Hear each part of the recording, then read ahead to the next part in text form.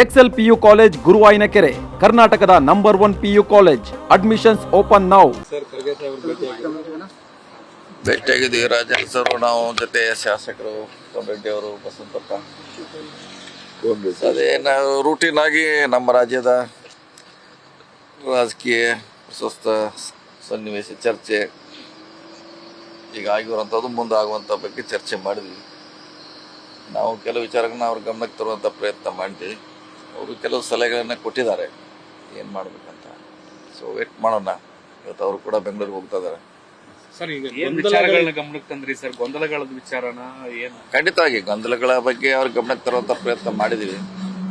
ಆದಷ್ಟು ಬೇಗ ನಿರ್ಣಯ ಮಾಡ್ತೀವಿ ಅಂತ ಹೇಳಿದ್ದಾರೆ. ಇಂದು ಕೂಡ ಒಂದಾಗ ಹೇಳಿದೆ, ಇದೇನು ಹೊಸದೇನಲ್ಲ. ಇಂದು ಕೂಡ ಹೇಳಿದ್ರೆ ಭಾಳ ಲೇಟ್ ಆಗಿದೆ. ಸೊ ಬಗೆಹರಿಸೋಂಥ ಪ್ರಯತ್ನ ಮಾಡಿ ಗೊಂದಲ ಖಂಡಿತ ಬೇಗ ಇತ್ಯರ್ಥ ಮಾಡ್ತೀನಿ ಅಂತ ಹೇಳಿದ್ದಾರೆ. ಯಾವಾಗ ನಿರೀಕ್ಷೆ ಮಾಡ್ಬೋದು ಅಂತ ಏನು ಅವ್ರು ಹೇಳೋ ಪ್ರಕಾರ ಫಸ್ಟ್ ಟೈಮ್ ಹೇಳಿದ್ದಾರೆ. ನಾವು ಒಂದು ಕನ್ಕ್ಲೂಷನ್ ಬಂದಿದ್ದೀವಿ, ಮಾಡ್ತೀವಿ ಅಂತ ಹೇಳಿದ್ದಾರೆ.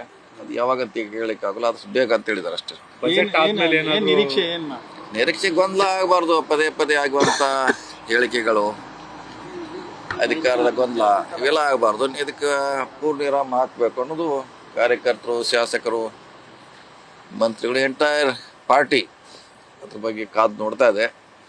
ಇನ್ನು ವಿಳಂಬ ಮಾಡದೆ ಬೇಗ ಮುಗಿದ್ರೆ ಒಳ್ಳೇದು. ಸರ್, ಇದು ಬಜೆಟ್ ಅಧಿವೇಶನ ಆದ್ಮೇಲೆ ಏನಾದ್ರು ಚೇಂಜಸ್ ಆಗ್ಬೋದು? ಚೇಂಜಸ್ ಬಗ್ಗೆ ಅಂತ ಏನು ನಾವು ಹೇಳ್ತಾ ಇಲ್ಲ. ಗೊಂದಲ ಏನಿದೆ, ಗೊಂದಲ ನಿಲ್ಬೇಕು.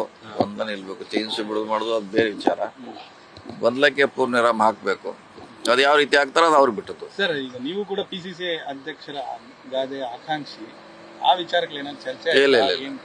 ಮೊದಲು ಗೊಂದಲ ಬಗೆಹರಬೇಕು, ಆಮ್ಯಾಗ ನಿಮ್ದು ಏನು ಇದ್ದಿದ್ದು ಫಸ್ಟ್ ಇದು ಬಗೆಹರಬೇಕಂತ ವಿನಂತಿ ಮಾಡಿದ್ವಿ. ನ್ಯೂಸ್ ಫಸ್ಟ್, ನಿರ್ಭೀತಿಯಿಂದ ನಿಮ್ಮ ಪರವಾಗಿ.